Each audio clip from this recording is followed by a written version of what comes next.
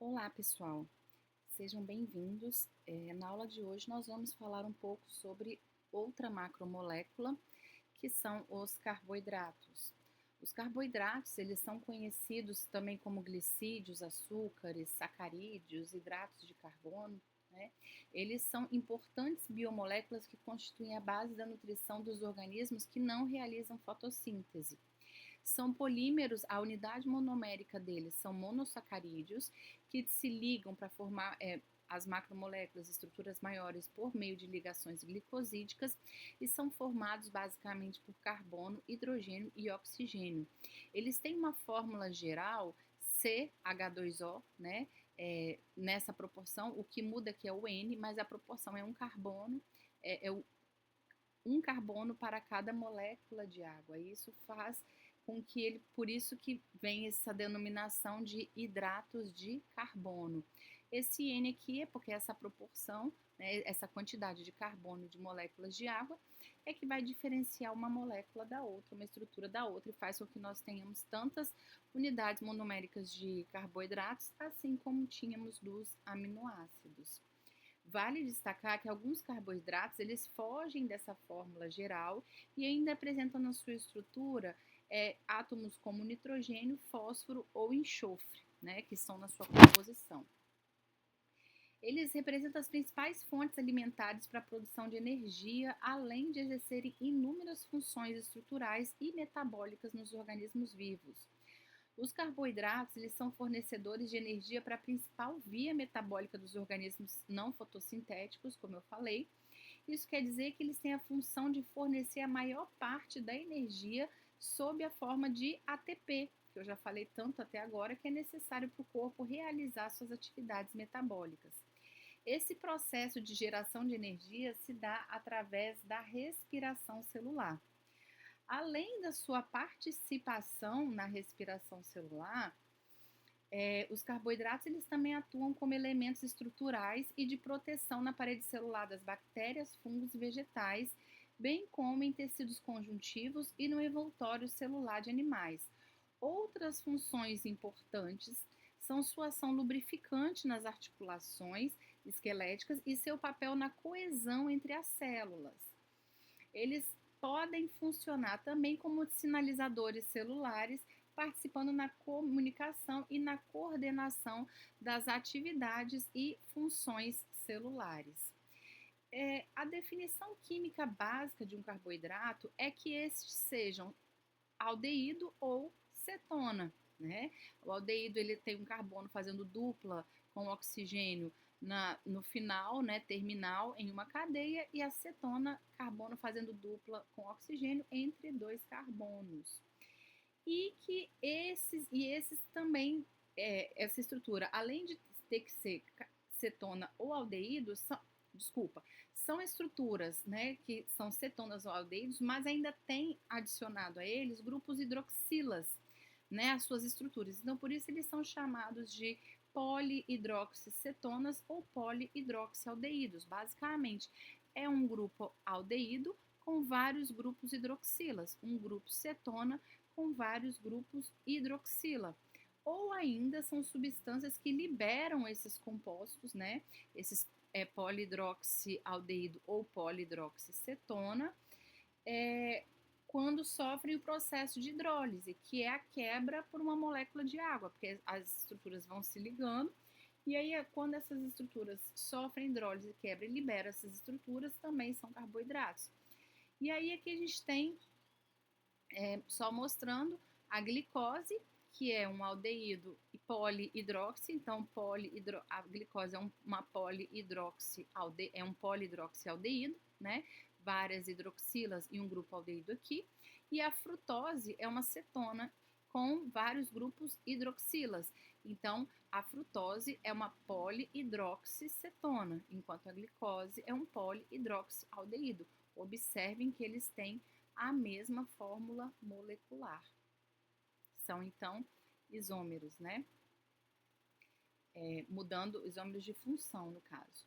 Então, os carboidratos, eles podem se apresentar em unidades mais simples, né? Eles podem ser classificados de acordo com o tamanho. Monossacarídeos, que são as unidades mais simples, né? Que tem uma absorção mais rápida e fornece ao organismo uma forma rápida de energia, como a glicose que eu mostrei antes.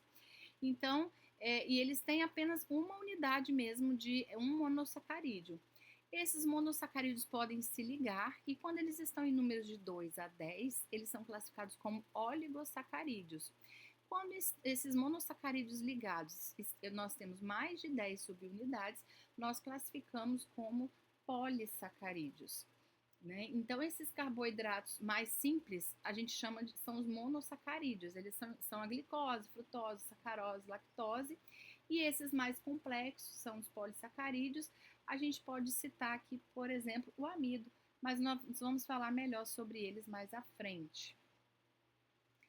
Então, só lembrando que os monossacarídeos, eles são as unidades básicas dos carboidratos, né? Então, eles que formam os oligosacarídeos e os polissacarídeos. Eles não podem sofrer hidrólise porque eles já são a menor estrutura.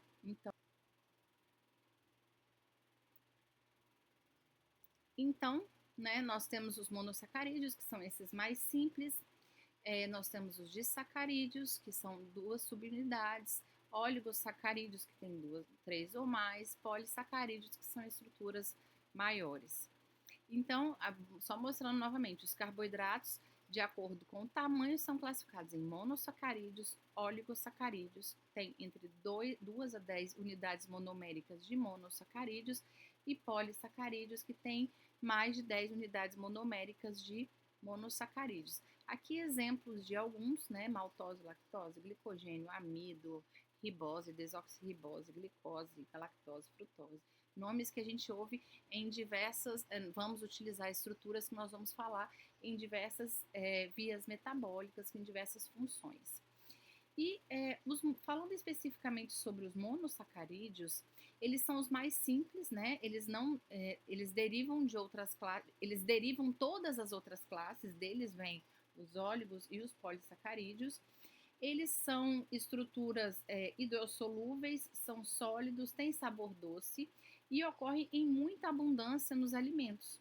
Então, a gente, como exemplo, de monossacarídeo, como eu já mostrei, a gente destaca a glicose e a frutose, que representam os principais açúcares de muitas frutas, como uva, laranja, maçã, pêssego. Né?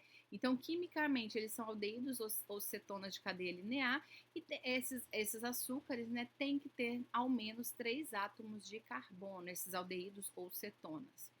Já falei, são incolores, e os mais simples compostos com no mínimo 3 carbonos são gliceraldeído e dihidroxicetônio. São os monossacarídeos, os carboidratos mais simples.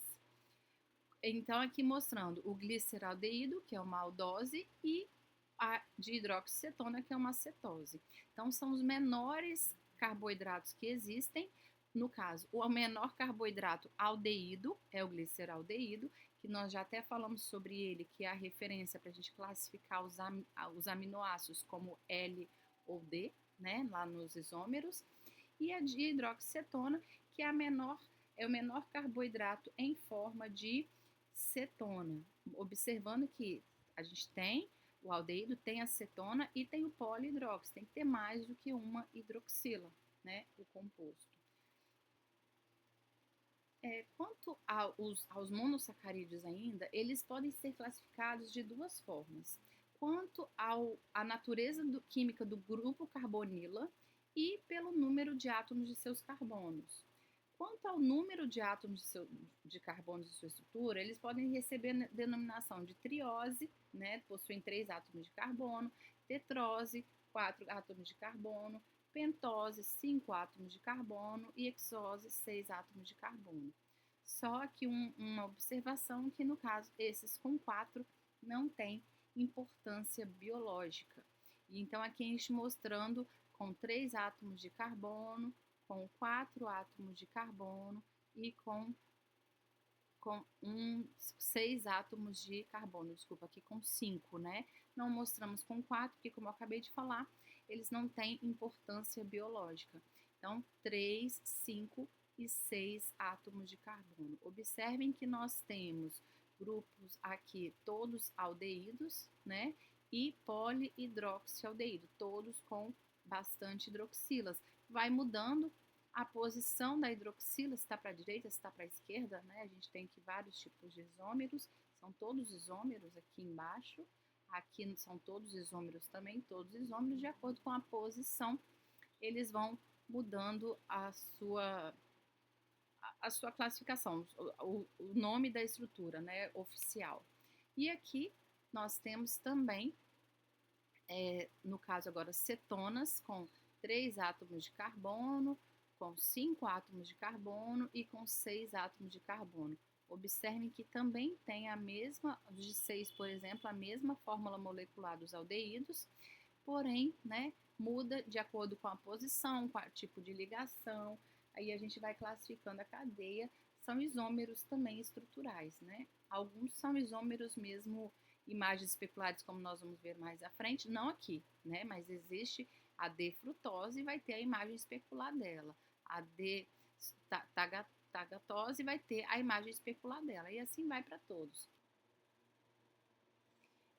Dentre os monossacarídeos, os mais comuns, né, diferenciando esses com 3, 4, 5, 6 átomos de carbono, são as pentoses, né, que são, no caso, a ribose, a desoxirribose, a arabinose, xilose, e as hexoses, que podem ser representadas, né, pela glicose, frutose, galactose e também pela manose.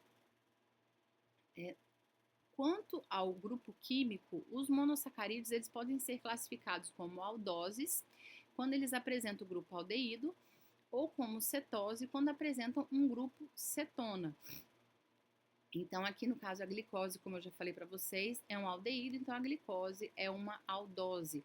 A glicose, se a gente classifica pelo grupo funcional, é uma aldose. Se classifica pelo número de carbonos, é uma hexose. A frutose, se a gente classifica pelo grupo funcional, é uma cetose. Se a gente classifica pelo número de carbonos, é uma cetose. Na maioria das vezes, essas duas classificações elas são unidas em uma única denominação. Por exemplo, a aldotriose, que é um monossacarídeo com 3 átomos de carbono e um grupo aldeído em sua estrutura. Então, a gente tem uma aldotriose.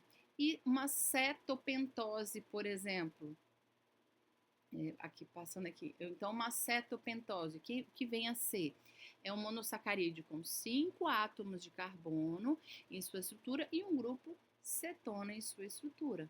Então, normalmente a gente junta em uma classificação, ao invés de eu falar pentose, que tem 5 átomos de carbono, ou cetose, quer dizer que tem uma cetona no grupo, a gente fala cetopentose. E aí eu já sei que é uma cetona com 5 átomos de carbono e um açúcar, claro, né?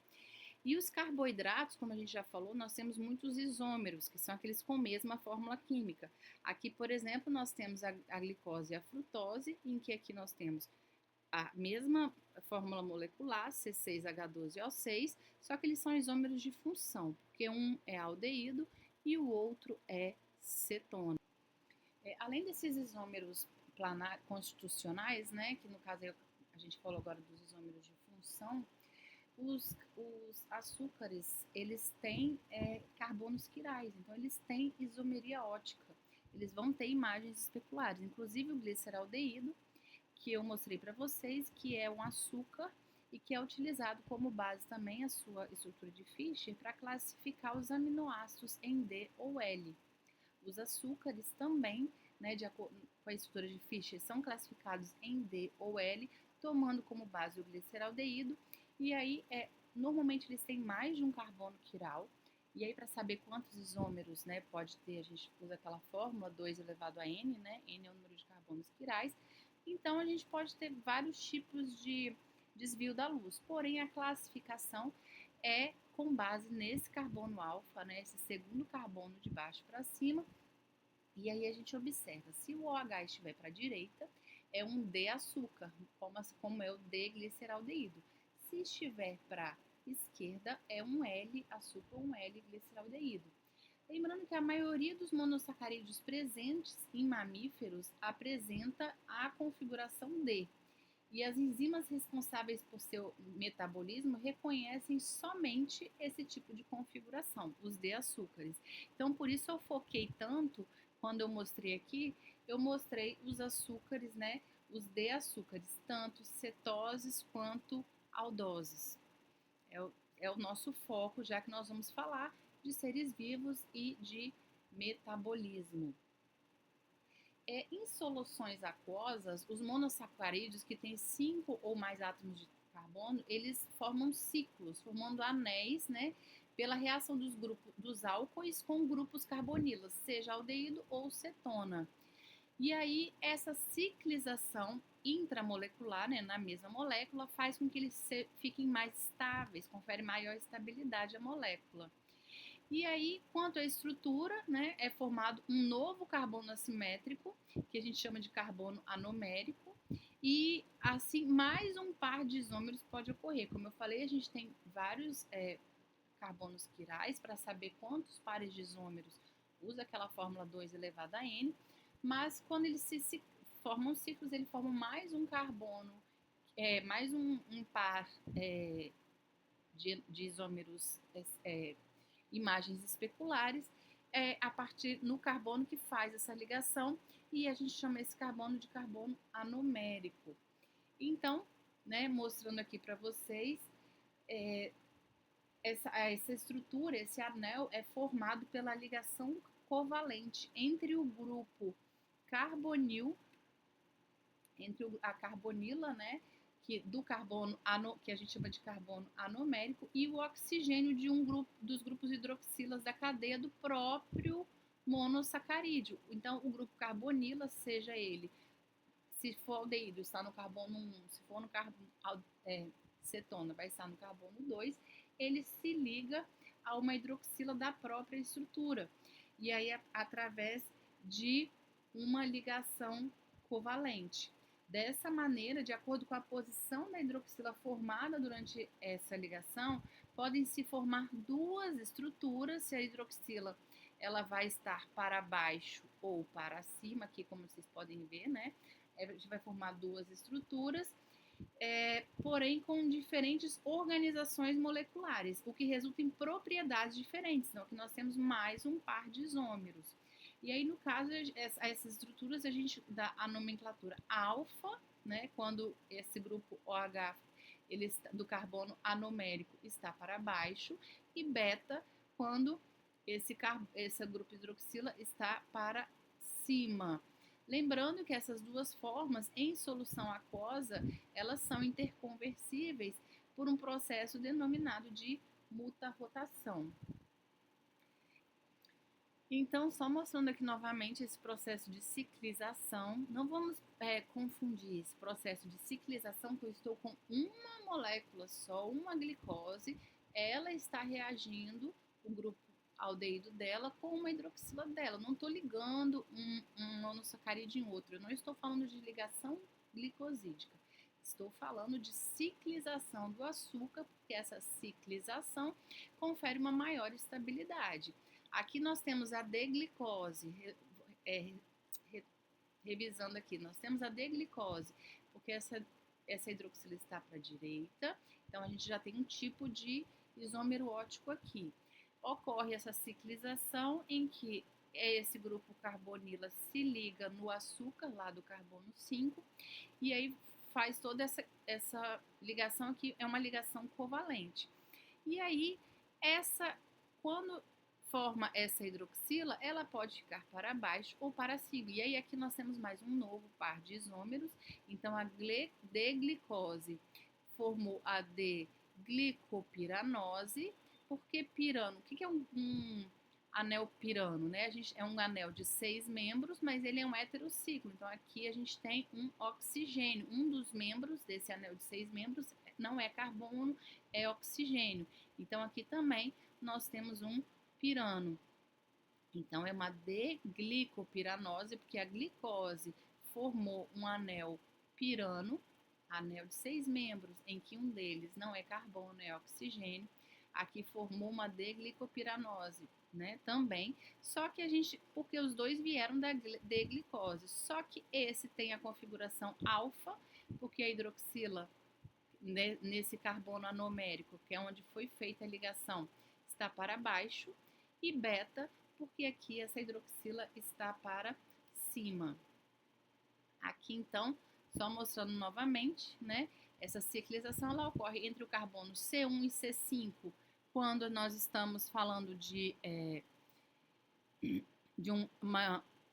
uma aldeído, né? Ou C2, que no caso é cetona, e C5 é onde está a hidroxila. A hidroxila do carbono 5, acetona do carbono 2, hidroxila do carbono 5, aldeído do carbono 1.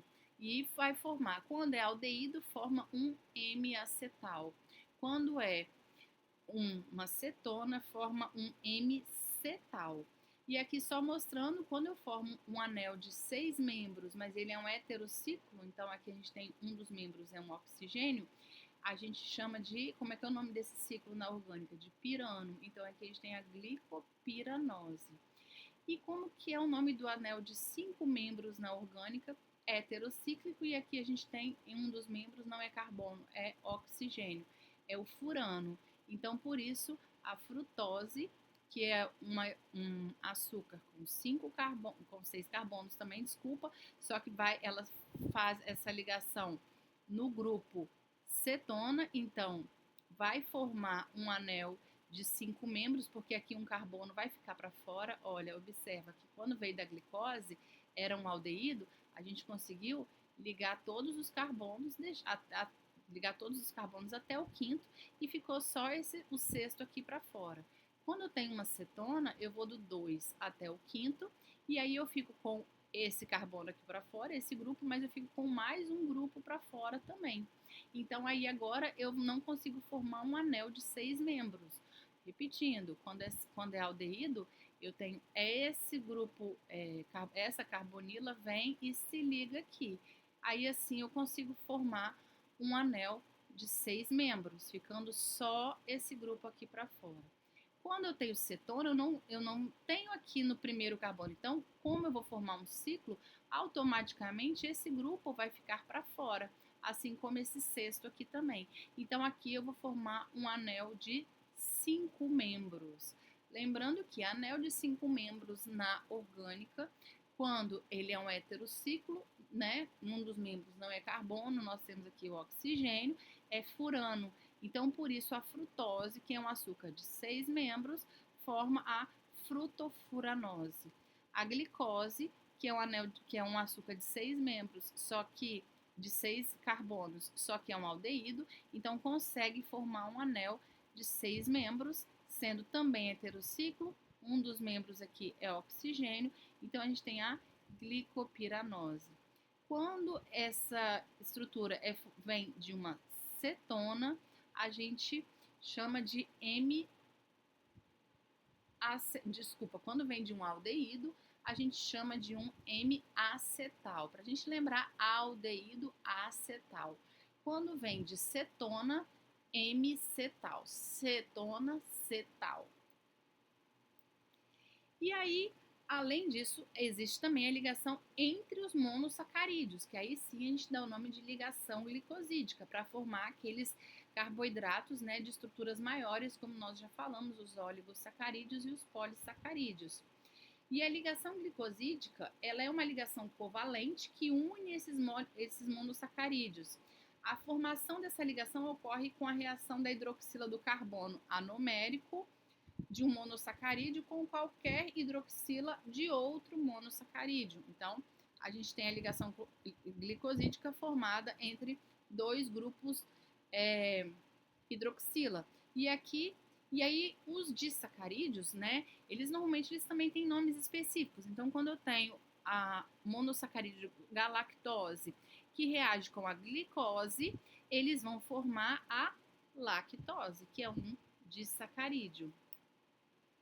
Então, e um disacarídeo, como nós falamos, entre 2 e 10 monossacarídeos, nós temos o que? Os oligosacarídeos, que são formados pela união, né, de 2 a 10 moléculas de monossacarídeos.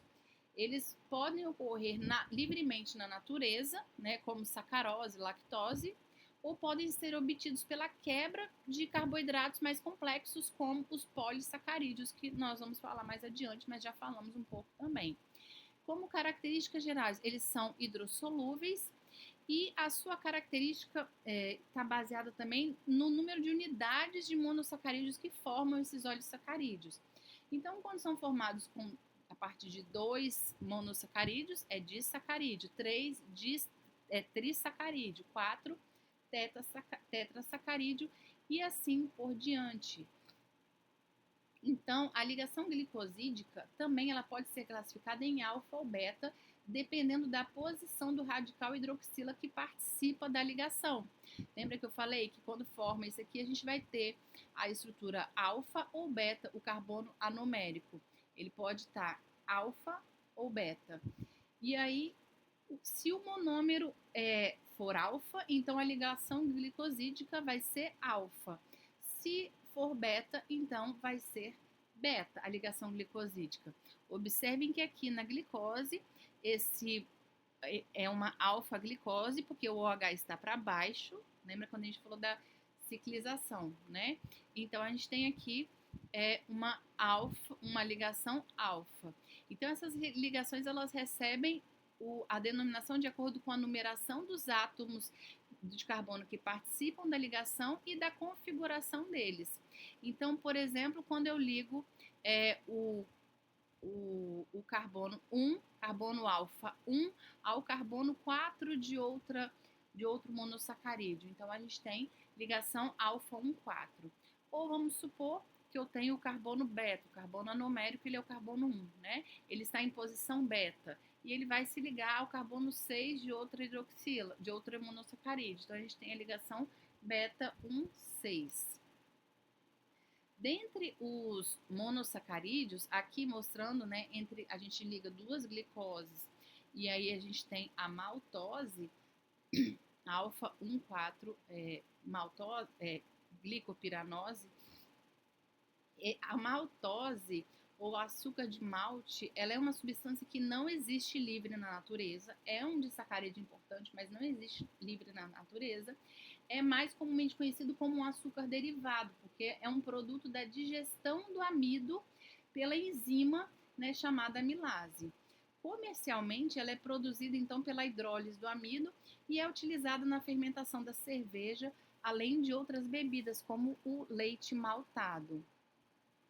Nós temos também a sacarose, né, mais conhecida como açúcar de mesa, que ela é uma substância formada por uma molécula de glicose com uma de frutose. Lembra que eu até acabei de mostrar para vocês? A glicose, um anel de 6 membros, e a sacarose, um de 5. Quando a gente liga glicose mais frutose, o disacarídeo se chama sacarose. E a ligação aqui na sacarose, ela é beta 1, 2, porque a ligação então está na posição beta. E a sacarose ela é principalmente encontrada no açúcar de cana, na beterraba, no melaço. Uma curiosidade sobre esse carboidrato é que conforme a fruta, tá muito presente em fruta, né, ela amadurece, se vocês perceberem, ela vai se tornando mais doce, quanto mais madura. Por quê? Né? Porque durante esse processo ocorre a quebra da ligação glicosídica. E aí, com essa quebra da ligação glicosídica da sacarose, libera glicose e frutose. Liberando glicose e frutose, o sabor doce fica mais evidente. Temos também a lactose, né, que é um açúcar encontrado no leite, é digerida mais lentamente que outros disacarídeos. Quando hidrolisada, libera glicose e galactose. Então, ela é formada pela ligação de 2 monossacarídeos, glicose e galactose. E eles são ligados por ligação beta 1, 4. Beta, porque a hidroxila está na posição beta, e 1, 4, que vai do carbono ligado, o carbono 1 de uma estrutura ao 4 da outra. Então, e os polissacarídeos? Os polissacarídeos, eles são formados, como nós já falamos, por 10 ou mais monossacarídeos. Como exemplos, a gente pode citar o amido, o glicogênio e a celulose, que são 3 importantes macromoléculas, né, O amido, ele é uma importante reserva energética encontrada nos vegetais e nos fungos. A reserva energética encontrada nos animais é o glicogênio e que fica acumulado no fígado e nos músculos.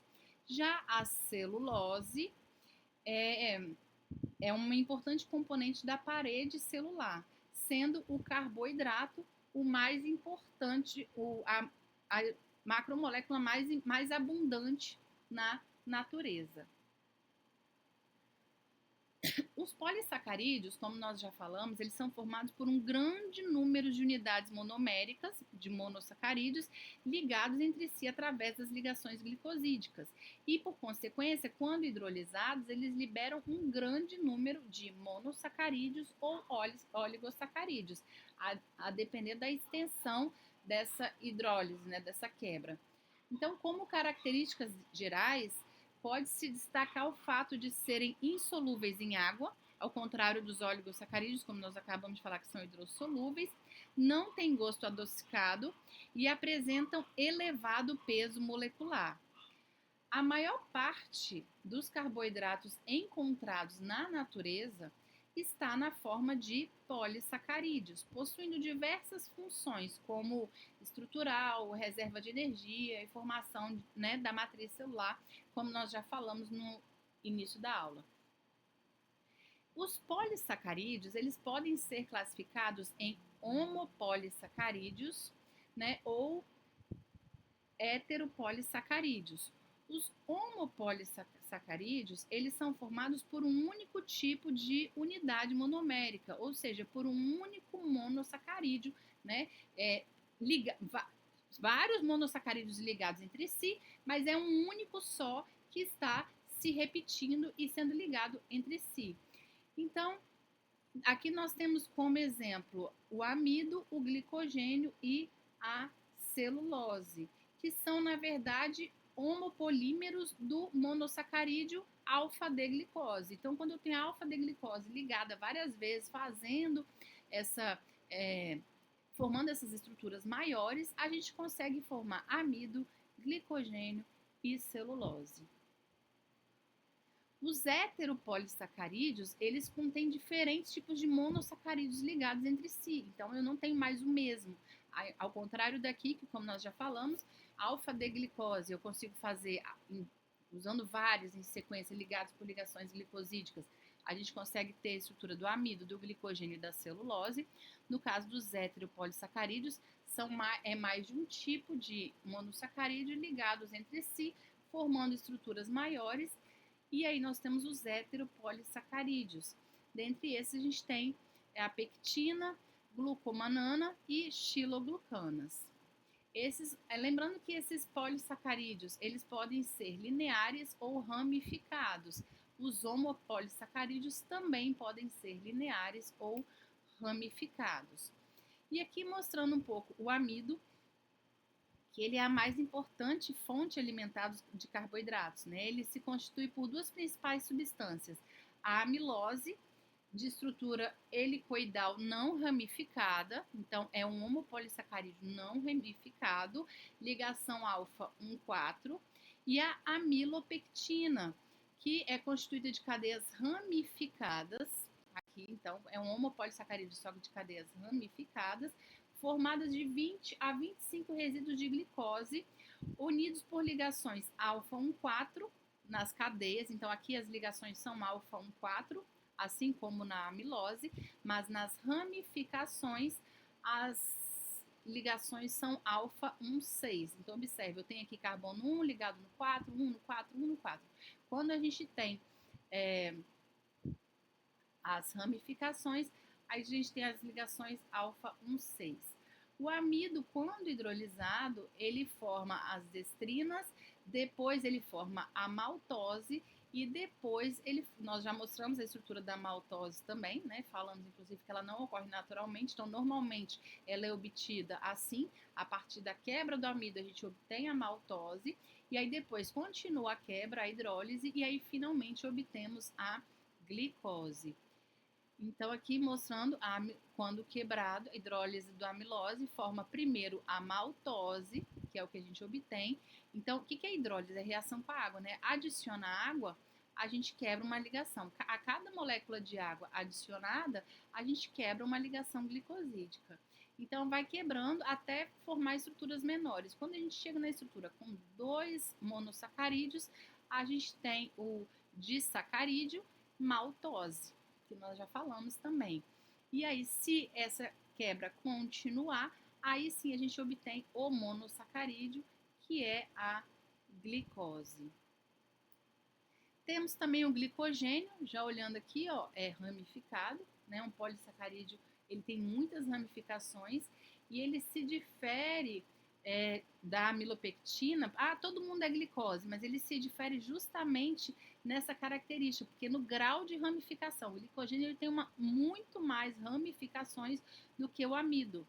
E essa forma de armazenamento de carboidratos nos homens e nos animais é a fonte de glicose e energia primária mais facilmente utilizada. Então, aqui nós temos os polissacarídeos e as funções, né? Um resumo: glicogênio, amido, celulose, quitina, ácido hialurônico. Lembrando que celulose, quitina e ácido hialurônico tem mais o que? Função estrutural. Glicogênio e amido, reserva energética. O glicogênio de animais e fungos e o amido de vegetais e algas. Celulose, função estrutural de células vegetais e algas. Quitina, função estrutural de fungos e exoesqueleto de artrópodes. E ácido hialurônico é função estrutural em células animais. Então, resumindo, o carboidrato, que é o açúcar lá que a gente conhece, ele pode se apresentar em forma de polissacarídeos, que são vários, são estruturas maiores. Nós temos os monossacarídeos, inicialmente, ou melhor, a gente tem os monossacarídeos, a partir deles nós vamos formando os carboidratos maiores, que são os oligosacarídeos, formando os disacarídeos também, que têm estruturas maiores, e passou de 10 carbonos, aí nós temos os polissacarídeos. Lembrando que disacarídeos muitos já têm função, né? Como nós já falamos, a sacarose, a lactose e a maltose. Qual a diferença entre eles? A sacarose, que é o açúcar de cana, é um disacarídeo. Existe uma ligação glicosídica entre glicose e frutose. A lactose, que é o açúcar do leite, é um disacarídeo formado pela ligação glicosídica entre glicose e galactose. E a maltose é um disacarídeo também, açúcar de vegetais, formado pela ligação entre dois monossacarídeos, duas glicoses, que está lá no amido que nós acabamos de falar também. Então, polissacarídeos nós temos, são com muitos açúcares, eles vão ter função estrutural, no caso de celulose e quitina, ou função energética, no caso de amido e glicogênio. O glicogênio é a reserva energética nos humanos, né, nos seres vivos, nos humanos, desculpa. Então, e os monossacarídeos, a partir deles, a gente vai ligando por ligação glicosídica e vai formando carboidratos maiores. Então, além desses, a gente tem os glicoconjugados. O que são os glicoconjugados? São compostos que são formados pela ligação de moléculas de carboidratos a lipídios ou proteínas. Então, nós ainda não falamos sobre lipídios, né, que a gordura é a nossa próxima aula, mas essas formas, né, desses glicoconjugados são muito comuns nas membranas das células, onde eles atuam como receptores e sinalizadores. E aqui usando como exemplo, quando eu tenho esse glicoconjugado formado entre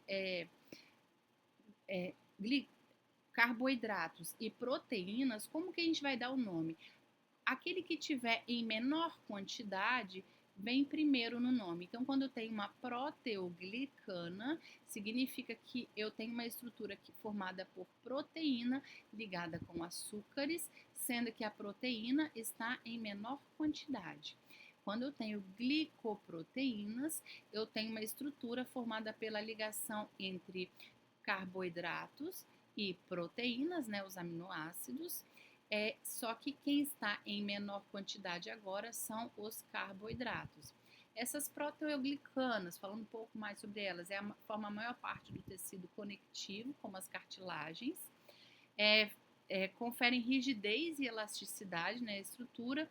Então, eles normalmente a porção glicosamina predomina sobre a quantidade de proteína. Então, aqui, ó, por isso que glicana vem depois. O segundo nome é o que está em maior quantidade. Então, aqui no caso, 98% de ácido hialurônico, que é formado a partir de açúcares, e 2% apenas de proteínas. As glicoproteínas, já é o contrário, a maioria são as proteínas, que são aquelas proteínas de superfícies das membranas plasmáticas, matriz extracelular e sangue. E aqui falando, os carboidratos, eles podem ser de 3 tipos, né? Os complexos ou integrais, que é o amido, um exemplo. Eles possuem teor de gordura relativamente baixo, são ricos em vitaminas, minerais, fibras, e a gente obtém de batata, batata doce, milho, macarrão e por assim vai. Os carboidratos simples, que são os açúcares, que a gente obtém comercialmente, e os refinados, que são ricos em calorias e pobres em nutrientes essenciais, que são pães brancos, arroz branco, biscoito, torta, bolo, né? Então, a gente tem diferentes fontes de carboidratos, diferentes tipos de carboidratos a serem adquiridos na dieta. Falando só um pouquinho, bem rapidamente, sobre a glicose, que vai ser tão importante para a gente durante todo o curso, é a principal fonte de energia, né? Ela deriva da degradação de carboidratos ou glicídios da alimentação. A sua principal fonte é combustível, né? Fornecer energia. Ela sofre oxidação para fornecer energia para os demais processos metabólicos. Já falamos algumas vezes sobre algumas reações que liberam energia para essa energia ser utilizada em outras reações endotérmicas, né, que precisam de energia para acontecer. Então, uma dessas reações de fornecimento de energia é a oxidação da glicose. Oxidou a glicose, libera energia que vai ser utilizada em outra reação, e assim as reações metabólicas vão acontecendo em cadeia. Os carboidratos são utilizados pelas células principalmente sob a forma de glicose, que ela é distribuída por todo o corpo. Então, ela é utilizada, né, como consumo de energia, para estar na composição do glicogênio, né, que é a reserva energética, como nós já falamos, que fica lá no fígado, é utilizada na síntese proteica, para síntese de ácidos graxos e triglicerídeos lá no músculo. Quando em excesso, né, forma o colesterol. Isso tudo nós vamos ver mais para frente quando nós falarmos de vias metabólicas. Bem, sobre carboidratos era isso. Então, boa aula para vocês, bons estudos e até a próxima semana.